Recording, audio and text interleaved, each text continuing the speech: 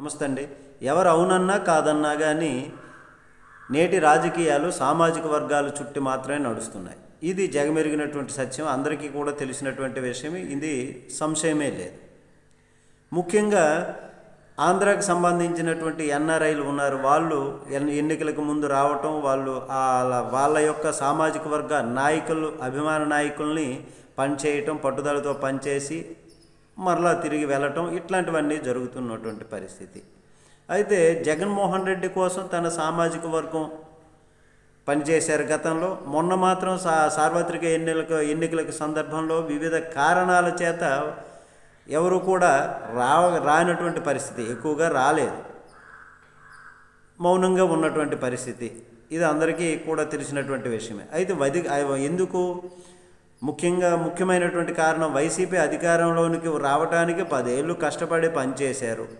అట్లాంటి వారిని నామమాత్రంగానే చూశారు అన్నటువంటి ఫీలింగ్ వాళ్ళకి కలిగింది, మమ్మల్ని గుర్తించలేదు అనేటటువంటి విధంగా. కాబట్టి వైసీపీ కోసం అంత కష్టపడినటువంటి, అంతగా తప్పించినటువంటి ఎన్ఆర్ఐలను ఈ విధంగా చేసినటువంటి పరిస్థితి.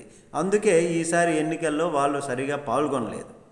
కానీ కూటమి గెలుపు కోసం ఎన్ఆర్ఐలు పట్టుదలతో పనిచేశారు. అందుకే వారి సేవలను గుర్తించి వారు కోరుకున్నటువంటి పనులను చేయటానికి కూటమి ప్రభుత్వం రెడీ అయ్యింది. ఇప్పుడు టీడీపీ ఎన్ఆర్ఐలు అంటే చంద్రబాబు వర్గీయులే అధికంగా ఉంటారు సహజంగా. కాబట్టి అవి ఇతరులు కొందరు ఉండొచ్చు. అయితే ఎన్ఆర్ఐలు ఇండియా వెళ్తే ముఖ్యంగా ఏం కోరుకుంటారు? ఎక్కువగా తిరుమల దర్శనం బాగా జరగాలని కోరుకుంటారు. అయితే తిరుమల శ్రీవారిని బాగా దర్శించుకోవాలి అని కోరుకుంటారు. అట్లాంటి దాటిని ఏముంది, దాన్ని ఒక ఆలోచన చేస్తే చాలు, దానికి ఏమైనా ఖర్చు పెట్టాలా? ఏమీ లేదు. అది చంద్రబాబు గారు అట్లాంటి ఆలోచన తాజాగా చేసి చంద్రబాబు ప్రభుత్వం నాన్ రెసిడెంట్ తెలుగు సొసైటీ వాళ్లకు ప్రతిరోజు 100 మందికి బ్రేక్ దర్శనం కలిగేలాగా ఆర్డర్ జారీ చేసినటువంటి పరిస్థితి.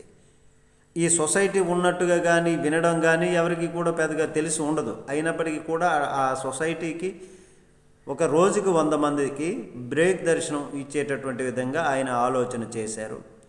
అప్పుడు వాళ్ళు ఏమనుకుంటారు, ఎన్ఆర్ఐలు మాకు అనుగుణమైనటువంటి ప్రభుత్వం రావాలి, కాబట్టి ఎన్నికల సమయంలో మరలా వాళ్ళు వచ్చి పట్టుదలతో పనిచేస్తారు, ఆ సామాజిక వర్గానికి సంబంధించినటువంటి వాళ్ళు. ఆ విధంగా చంద్రబాబు గారు సామాజిక వర్గాన్ని నిలుపుకుంటున్నారు అని చెప్పుకోవాలి.